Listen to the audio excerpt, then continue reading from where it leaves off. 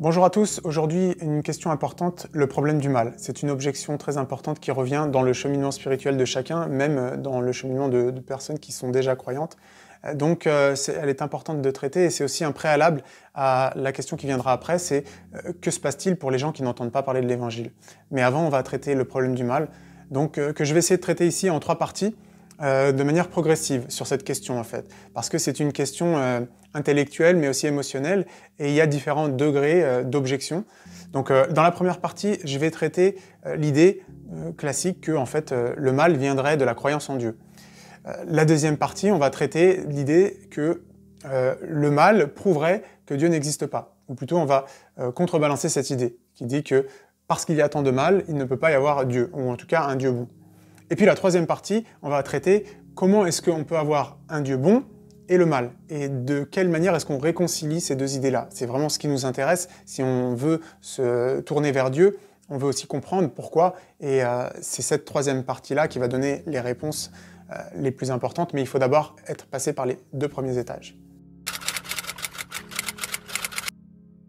Donc dans cette première partie, on va essayer de voir si la croyance en Dieu est l'origine du mal dans le monde, autrement dit toutes les guerres, ou la majorité des guerres serait l'origine de croyance en Dieu, et donc est-ce que c'est une réalité ou pas? Il y a 3 niveaux de réponse à cette question. Le premier niveau, il est en fait relativement clair à établir à travers l'étude de l'Encyclopédie des guerres. Donc c'est une étude qui a été faite par des chercheurs qui s'appelle l'Encyclopédie des guerres en 3 volumes de Philippe et Axelrod. Et dans cette étude qui relate près de 1763 guerres, qui s'étalent sur plus de 5 millénaires, ces auteurs-là ont classé 123 guerres comme étant des guerres à motif religieux. Ce qui fait, d'après eux, à peu près 7% seulement des guerres dans toute l'histoire de l'humanité qui auraient eu un motif religieux, ou en tout cas jusqu'à l'an 2003. Parce que bien sûr, les hommes ne s'arrêtent pas de faire la guerre, depuis 2003, ça ne s'est pas arrêté.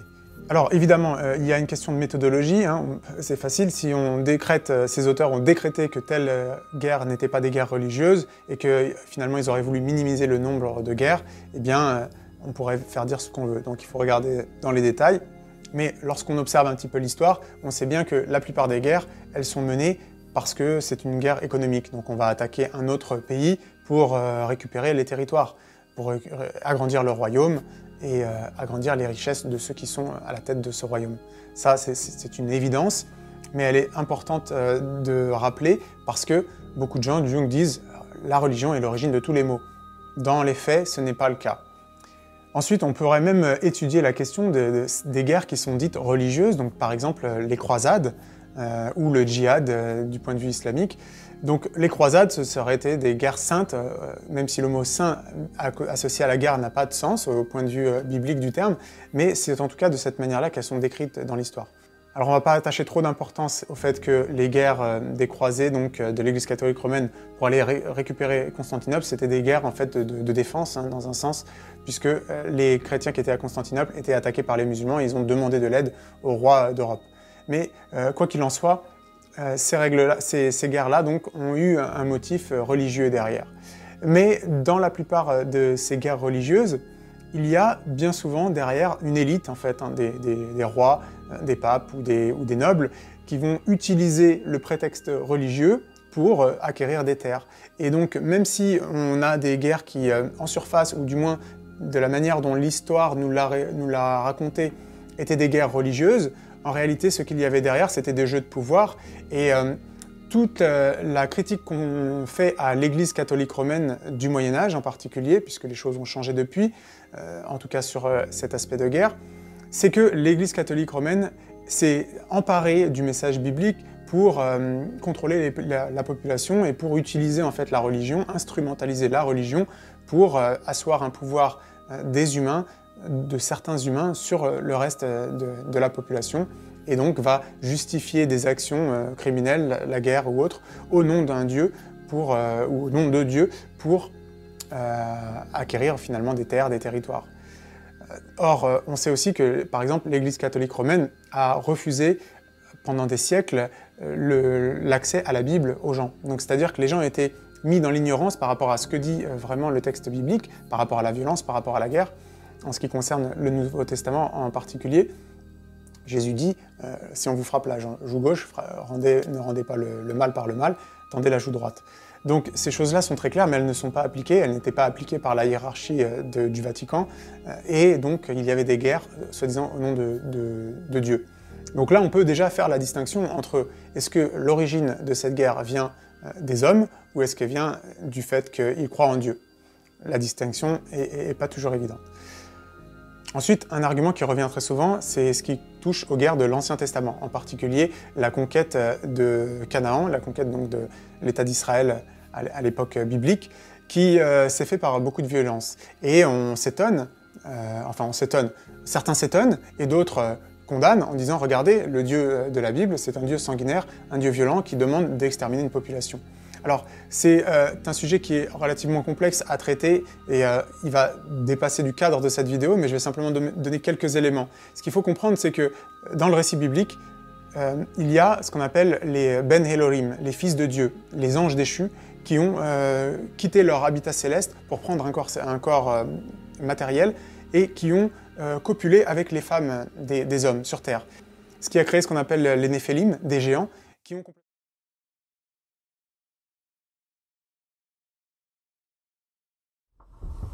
What the passage portrays, and it's very difficult for many people to absorb this, it portrays fallen angels. These are not the good guys. Remember when Satan fell, a third of the angels fell with him.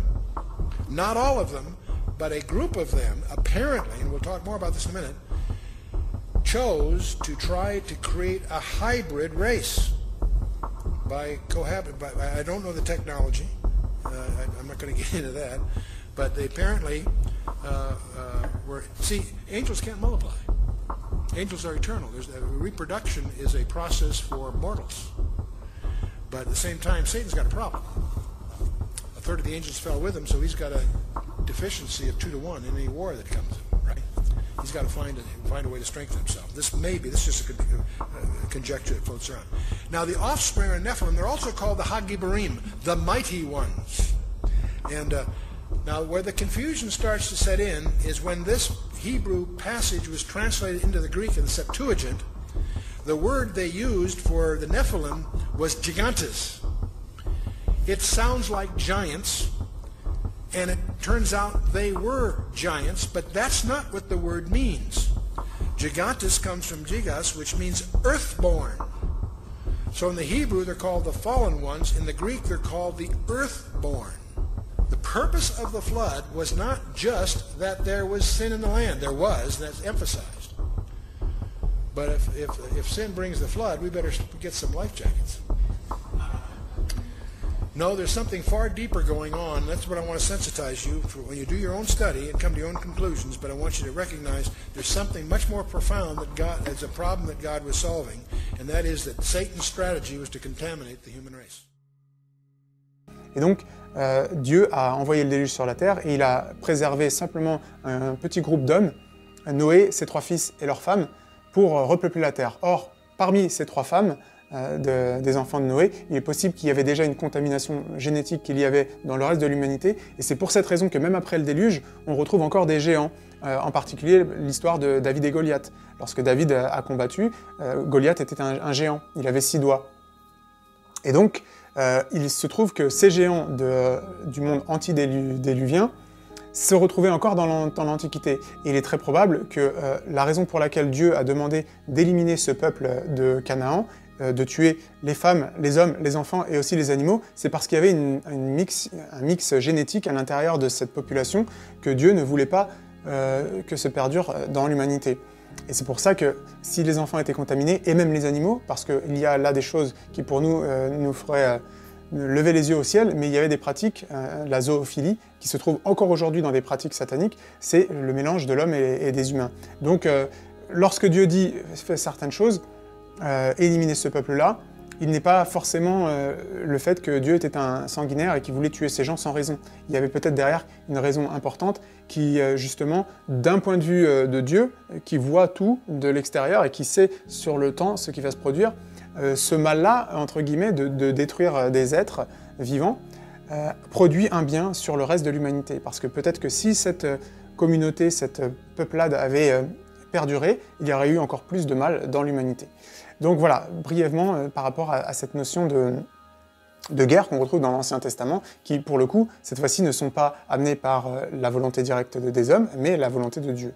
Donc c'est un cas exceptionnel, parce que, bien entendu, d'autres hommes ensuite vont utiliser ce prétexte-là. Dieu nous a dit qu'il fallait épurer telle population ou telle population.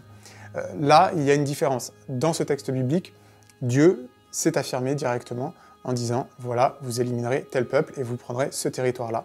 Et on a des histoires donc, où il y a des géants, et puis des peuples qui faisaient des atrocités, qui brûlaient leurs enfants sur des statues, hein, le culte de Moloch, le culte de Baal, dont fait mention beaucoup la Bible, aussi bien à travers le prophète Élie que d'autres périodes de l'histoire où donc ces peuples avaient toutes sortes de licences, aussi bien par exemple les populations de Sodome et Gomorrhe qui avaient une dépravation complète. Donc on ne sait pas à quel point le vice était entré dans ces hommes-là, et lorsque Dieu demande d'éliminer ces hommes, c'est parce qu'ils avaient atteint ils avaient atteint un niveau qu'il n'était plus possible de les racheter. Et d'ailleurs, il y a des mentions de ces passages-là où Dieu dit « L'iniquité est arrivée à un tel bord que maintenant le jugement arrive ». Autrement dit, Dieu ne dit pas « Allez, tuez immédiatement tous les méchants ». Il dit « Lorsque certains hommes ne se repentent pas, n'ont toujours pas compris la nécessité de se tourner vers Dieu, de vivre une vie correcte, au bout d'un certain temps, ils se sont complètement brûlés et c'est plus possible de les racheter. Et donc, il vaut mieux les éliminer plutôt que de corrompre d'autres hommes qui, eux, ont la possibilité ensuite de se racheter. » Maintenant, dans cette deuxième partie, on va essayer d'explorer l'idée que l'existence du mal serait la preuve qu'un Dieu bon n'existe pas. Parce que beaucoup de gens disent si Dieu était bon, il n'aurait pas laissé faire tant de souffrances dans le monde. Donc il y a plusieurs choses à dire par rapport à ce point-là. Il y a d'abord une objection intellectuelle vis-à-vis de cette possibilité, et ensuite il y a une objection émotionnelle. On va essayer de traiter les deux. L'objection intellectuelle, elle est de dire que c'est impossible qu'un Dieu bon, il y ait en même temps du mal dans sa création. Intellectuellement, est-ce que c'est possible ou pas? Et puis ensuite, émotionnellement, même si c'est possible, on n'est pas d'accord avec l'idée.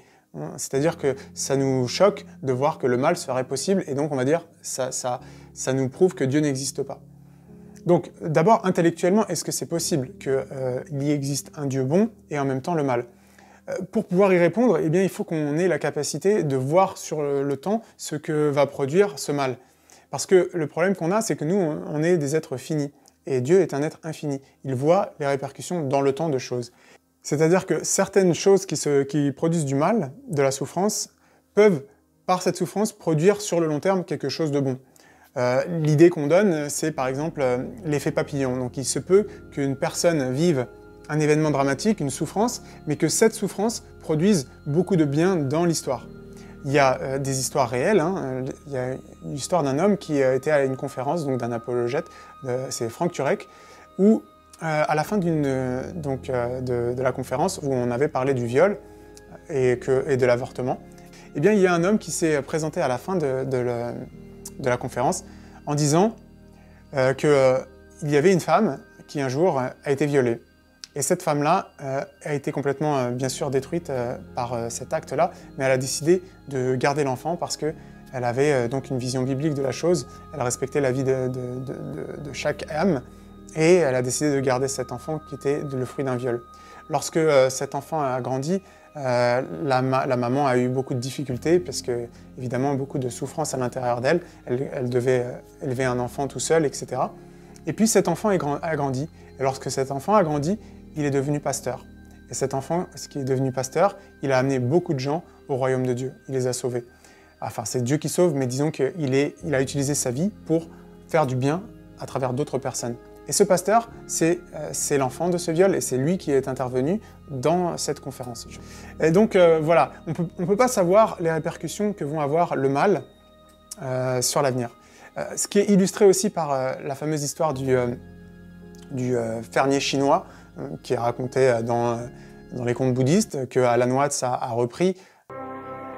Once upon a time, there was a Chinese farmer who lost a horse, ran away. And all the neighbors came round that evening and said, "That's too bad." And he said, "Maybe." The next day the horse came back and brought 7 wild horses with it.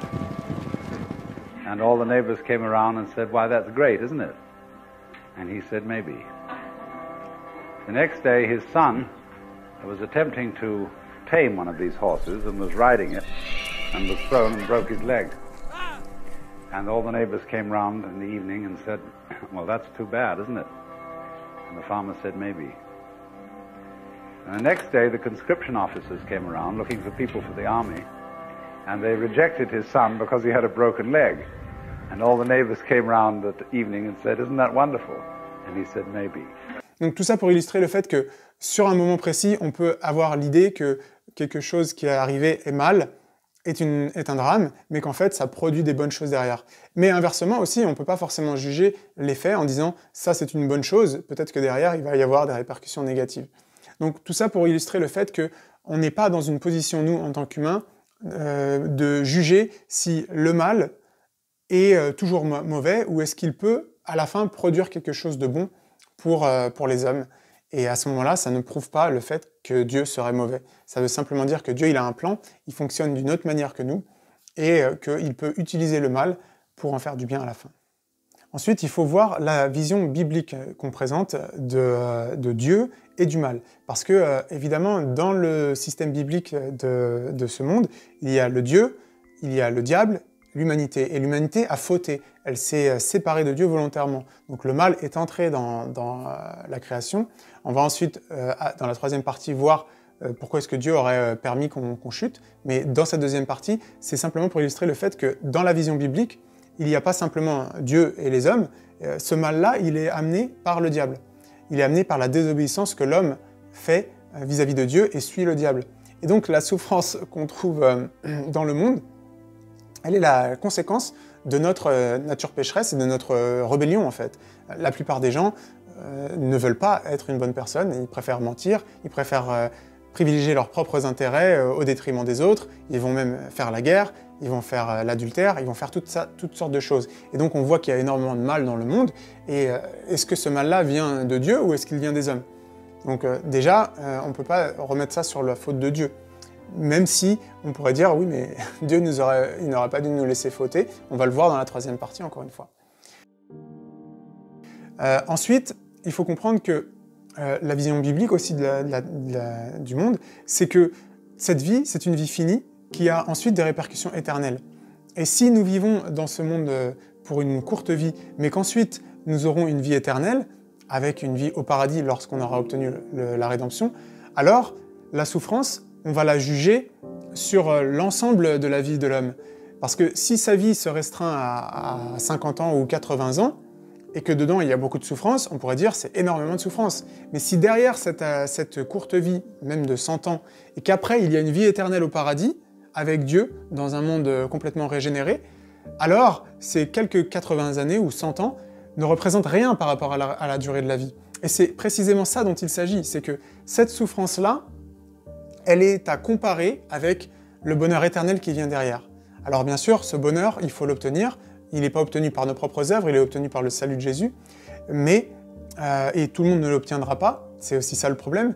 Et on va voir aussi que tout le monde ne l'obtiendra pas. Est-ce que Dieu est injuste lorsqu'il envoie des gens en enfer? Ou est-ce que c'est une volonté individuelle, un refus de se tourner vers Dieu? Et ça va nous amener à d'autres questions encore, qui est que se passe-t-il si Jésus est le seul chemin pour atteindre Dieu? Que se passe-t-il pour ceux qui n'entendent pas l'Évangile? Ce que je ne traiterai pas aujourd'hui dans la vidéo, mais qui va être traité dans une autre vidéo. Donc tout ça pour dire que cette souffrance, elle est compensée par ce qu'il va y avoir derrière. Mais en plus, elle produit quelque chose, cette souffrance. Parce que si c'était une souffrance gratuite, Dieu nous fait souffrir et ensuite il nous donne le paradis, ce serait un petit peu... ce serait un obstacle à notre compréhension de la nature, de la bonté de Dieu. Mais cette souffrance, elle produit quelque chose. Elle produit en nous un caractère. Elle produit en nous l'endurance, la patience. Et ça, ce sont des qualités qui nous permettent ensuite de devenir une meilleure personne, de devenir un être qui est en mesure d'apprécier les choses d'une autre manière aussi.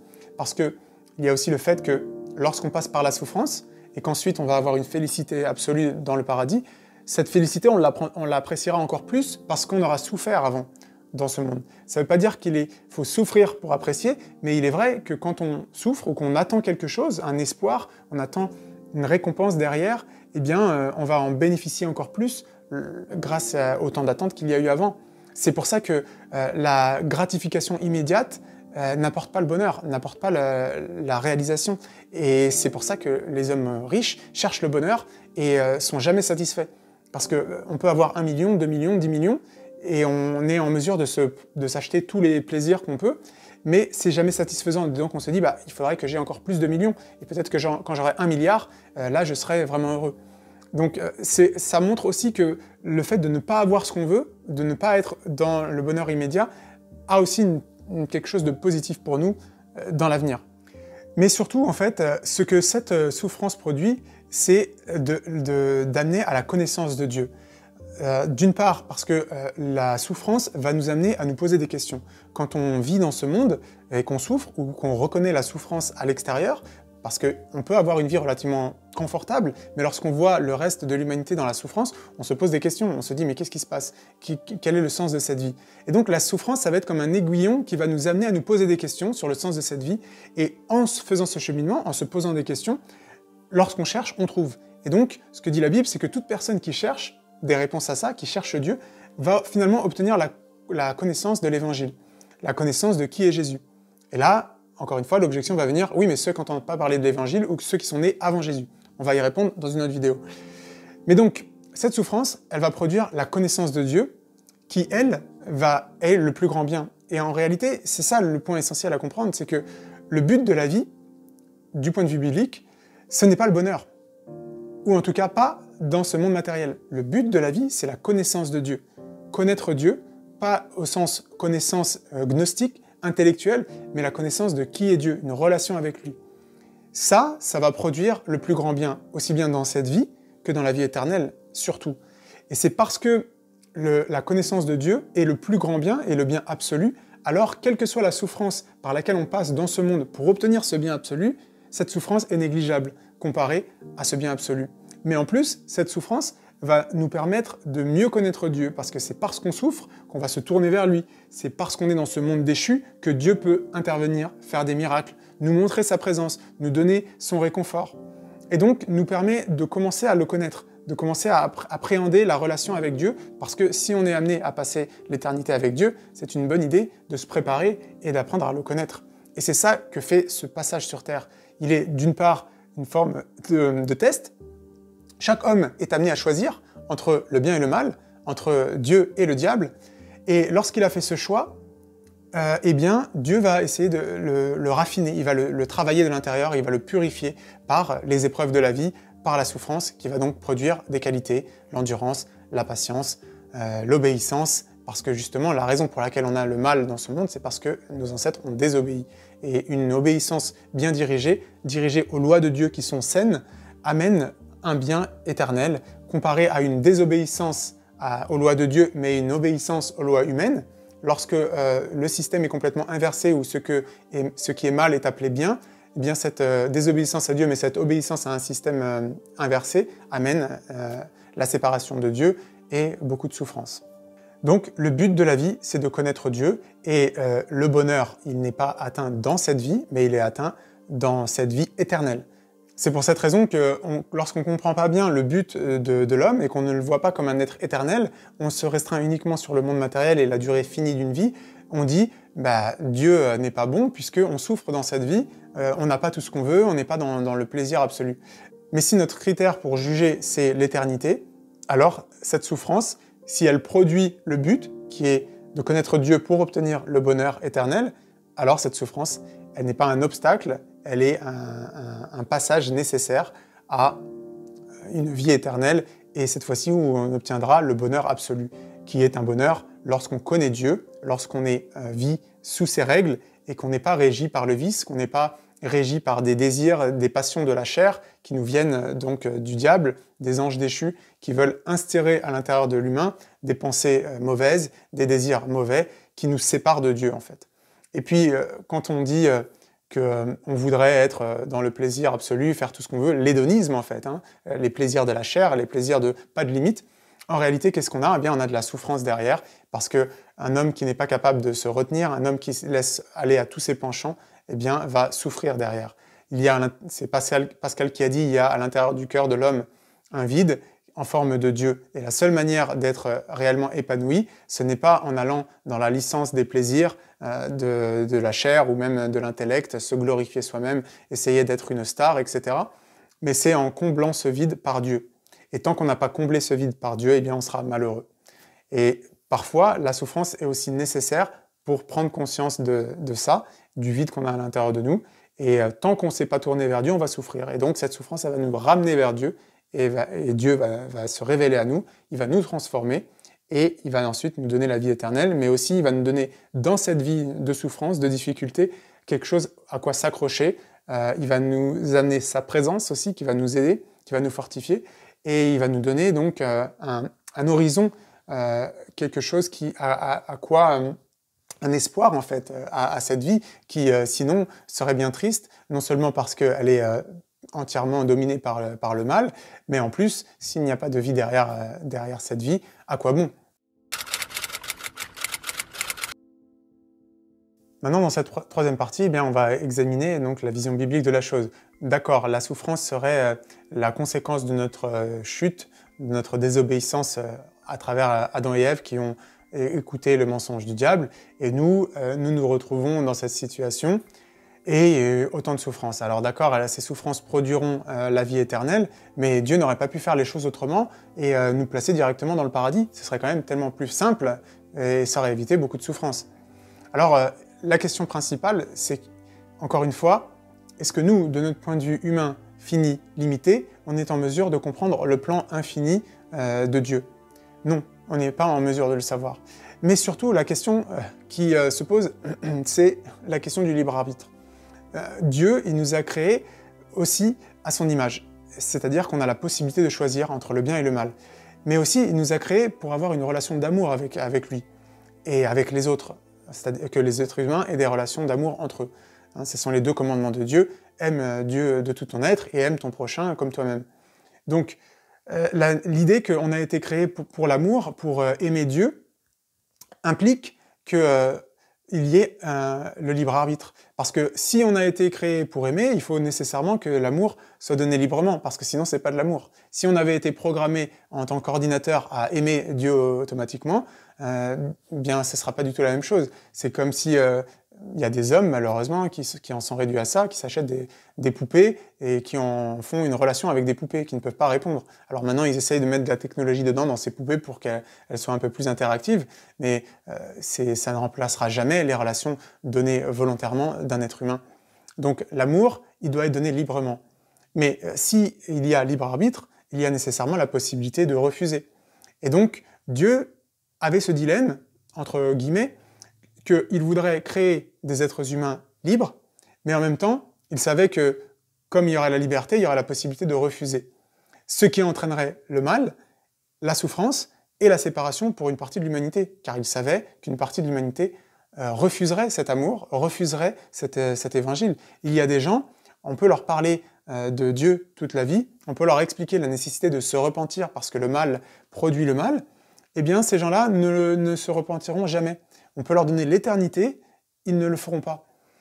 Et donc, le dilemme, c'était, eh bien, est-ce qu'il faut que je m'empêche de créer des êtres humains pour avoir une relation d'amour avec eux, parce qu'une certaine partie d'entre eux refuserait?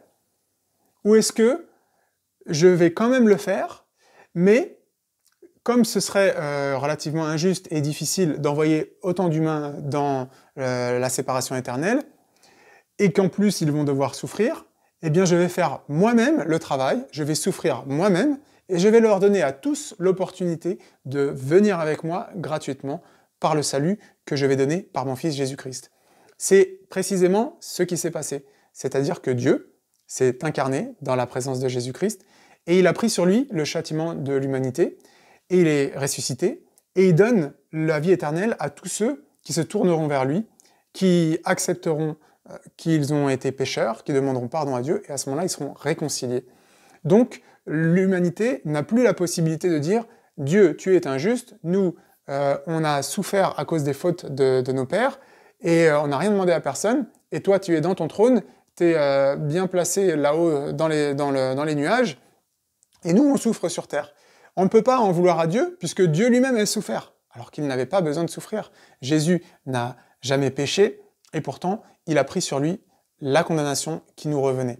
Alors évidemment, toute cette histoire, ça sonne de la folie. C'est écrit dans les Écritures, l'évangile est folie pour ceux qui périssent, mais elle est pour nous qui ont compris cet évangile, la gloire de Dieu.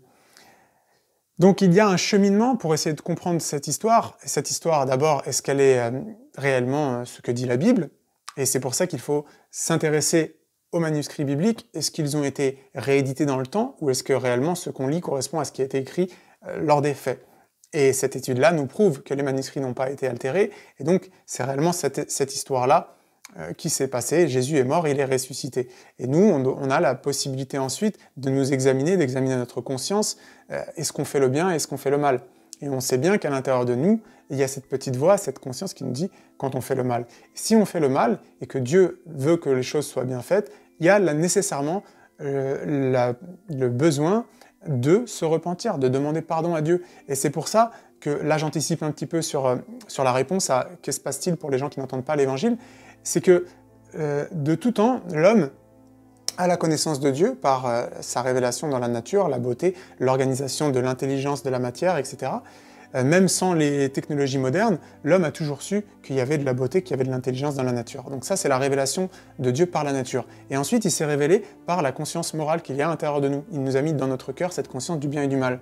Donc tout homme qui prend le temps de faire une introspection, de regarder son cœur, il sait qu'il a péché et il sait qu'il y a un Dieu. Donc il prend conscience du fait qu'il a besoin de demander pardon à Dieu. Et il y a eu des hommes dans l'histoire qui l'ont fait, notamment Enoch, qui, Jésus n'existait pas encore, enfin Jésus existait dans le ciel, mais il ne s'était pas encore révélé, l'évangile n'existait pas, et pourtant Dieu l'a justifié, Enoch, et il l'a amené au ciel. Noé aussi a trouvé grâce à ses yeux. Abraham a trouvé grâce à ses yeux. Donc, c'est pas parce que l'évangile de Jésus n'était pas encore produit que la nécessité de se repentir de nos péchés et la nécessité de comprendre qu'on a à l'intérieur de nous quelque chose de mauvais qui nécessite d'être pardonné, ça a toujours existé en fait. Donc on en reviendra plus en détail. Ensuite, il y a un point très important dans le plan initial de Dieu, puisque lorsque Jésus est mort sur la croix, ce n'est pas la conséquence des fautes des hommes. Autrement dit, ce n'est pas les hommes qui ont péché, et Jésus s'est dit « Ah mince, il va falloir que je fasse quelque chose ». Non, c'était le plan de toute éternité. Jésus savait dès le départ que les hommes fauteraient et qu'il y aurait la nécessité de les racheter. Et donc l'évangile, on le trouve même dans la généalogie d'Adam, dans le livre de la Genèse. Lisons cette généalogie, cet arbre généalogique en français. L'homme est désigné au mortel chagrin, mais le Dieu béni descendra, enseignant que sa mort amènera. Quelle mort? La mort de Dieu. Le désespéré réconfort ou repos. Donc c'est une histoire qui est ancrée dans toute éternité, que Dieu allait souffrir, allait mourir pour nous, par amour pour nous. Et en réalité, l'obstacle initial du mal vis-à-vis de Dieu, vis-à-vis de la nature de Dieu, autrement dit, parce qu'il y a du mal, un Dieu bon ne pourrait pas exister, c'est en réalité l'inverse qui se produit. C'est parce qu'il y a du mal qu'on voit à quel point Dieu est bon. Ce que je veux dire par là, c'est que c'est parce qu'il y a eu une chute qu'il y a eu la nécessité de racheter l'humanité, et alors Dieu s'est incarné, a souffert et est ressuscité, pour que nous puissions donc obtenir la rédemption, et c'est par cet acte-là d'amour, de sacrifice, qu'on prend conscience de la nature de Dieu, de sa nature de miséricorde et de sa nature d'amour. Il est justice aussi, mais il est amour, et on le voit, on le sait par ses actes, par ce qu'il a fait, par ce qu'il a produit. Si nous étions restés dans le paradis avec Dieu, nous saurions que Dieu est bon et saint, mais là on le sait encore plus, puisqu'il a fait cet acte-là incroyable de mourir sur la croix. Et c'est cet acte-là qui nous amène à aimer Dieu aussi. Parce que quand on prend conscience de cette chose, qu'on s'examine honnêtement, on sait qu'on a péché, on sait qu'on est mauvais, on sait qu'on a fait des mauvaises choses.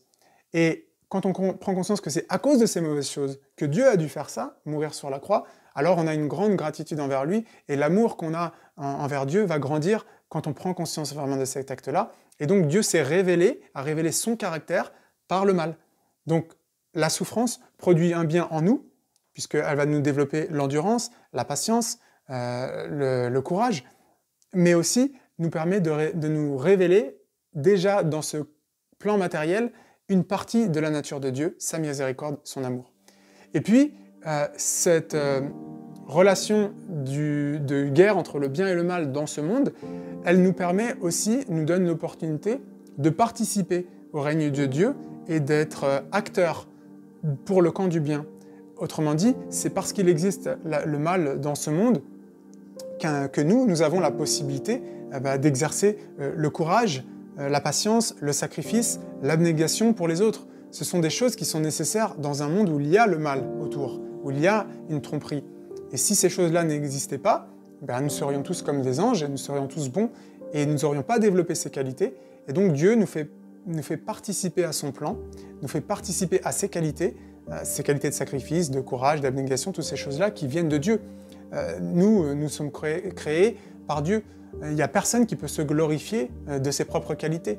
Et ça aussi, c'est un point très important à se rappeler. Si on considère qu'on a des qualités, que ce soit des qualités, des talents artistiques ou sportifs ou physiques ou mentales ou peu importe en fait, d'où viennent ces qualités? Est-ce que ça vient de notre propre effort? Non. Les qualités qu'on a, elles nous sont données par Dieu. Et donc, il nous donne des qualités pour faire briller sa personnalité à travers ce qu'on appelle le corps de Christ. C'est-à-dire que tous les chrétiens qui ont pris conscience de leur nature pécheresse font entrer à l'intérieur d'eux Jésus, qui va les transformer de l'intérieur et qui vont être comme des petites lumières dans ce monde de ténèbres pour essayer d'amener le plus de gens possible à la réalisation de qui est Dieu et comment se réconcilier avec Dieu. Et Dieu va le faire à travers le corps des chrétiens, c'est-à-dire les individus individuels qui vont être utilisés chacun à sa manière dans ce monde et qui vont accomplir le plan de Dieu de manière individuelle et collective. Et enfin, un point qu'on peut aussi mentionner, c'est le fait que lorsque Dieu a créé l'homme, il avait déjà créé les anges et les anges avaient déjà fauté. Le diable s'était déjà rebellé contre Dieu et donc Dieu avait déjà créé l'enfer et le lac de feu pour les anges. Et donc, il est aussi une possibilité, et là c'est une idée qui n'est pas forcément appuyée par des versets bibliques, c'est juste une supposition philosophique, qui est que parce que Dieu avait condamné les anges dans l'enfer, il aurait créé les hommes aussi pour illustrer à quel point le diable et ses anges déchus sont incorrigibles. Et que parce que même lorsque l'humanité aurait été créée, les anges voudraient les corrompre, le diable voudrait les corrompre, et ils ne se repentiront jamais. Et donc quand Dieu a condamné le diable et les anges déchus à l'enfer éternel, c'est aussi de montrer à travers l'histoire humaine, à travers toute cette guerre spirituelle entre le bien et le mal qui se passe sur la terre, c'est de prouver en fait la nature incorrigible du diable en utilisant l'humanité pour donner aux anges du ciel, mais aussi aux hommes, que la preuve que Dieu est juste et que quoi qu'on fasse, ils ne se repentiront pas et amèneront les autres à la corruption.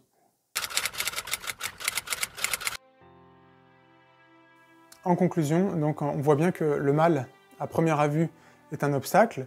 En réalité, c'est un atout pour comprendre qui est Dieu. Et Dieu ne nous a pas laissé sans solution vis-à-vis de la souffrance de ce monde, aussi bien collectivement qu'individuellement. Lorsqu'on se tourne vers lui, il va venir, il va nous aider, et il va nous aider à traverser les épreuves. Ça ne veut pas dire que parce qu'on connaît Dieu, on ne souffrira plus. Mais cette souffrance, elle produira quelque chose de merveilleux.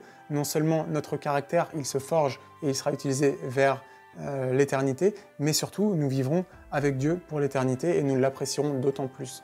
Donc c'est un passage nécessaire qui a des souffrances plus ou moins grandes selon les personnes, mais on ne peut pas y échapper. Et c'est ce que Dieu ne nous promet pas sur terre, une vie d'abondance, de félicité, de prospérité, comme on entend de nos jours dans certains pasteurs évangélistes qui prêchent la prospérité.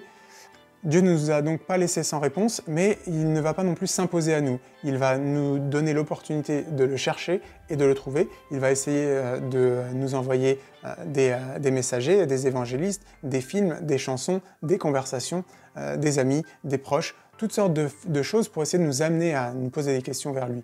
Mais il ne va pas se forcer à nous, il ne va pas s'imposer, et c'est pour cette raison que Dieu n'a pas un trône visible dans le ciel pour que tout le monde puisse se repentir, parce qu'à ce moment-là, ce ne serait plus un choix volontaire qu'on ferait.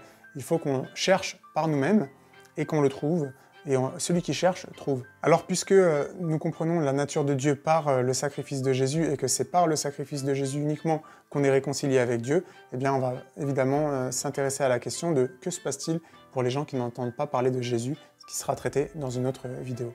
Merci pour votre attention, que Dieu vous bénisse, et à la prochaine.